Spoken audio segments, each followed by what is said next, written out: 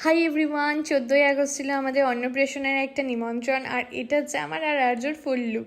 সেজেগুজে আমরা চলে গেছি আরোহীর অন্নপ্রাশনে। এটা হয়েছিল আমাদের বাড়ির পাশেরই একটা ব্যাঙ্কোয়েটে, ওই জন্য আমাদের যেতে একদমই বেশি সময় লাগেনি। আর এখানে বেশ গেটটা খুব সুন্দরই সাজিয়েছে। তো চলো ভেতরে, এই যে বন্ধু বান্ধব মিলে আমরা সবাই একসাথে এবার ওপরে যাব। ওপরে গিয়ে তো পুচকুট দেখা পেলাম না, কারণ ও ঘুমিয়ে পড়েছিল। আর এখানে হচ্ছে ভালোই ভিড় হয়ে গেছে। তারপরে আমরা বন্ধুরা সবাই মিলে একসাথে বসে বেশ গোল করে একটু গল্প টল্প করছিলাম। তারপরেই আমাদের চলে আসলো স্টার্টার, তন্দুরি পানির আর রেশমি চিকেন।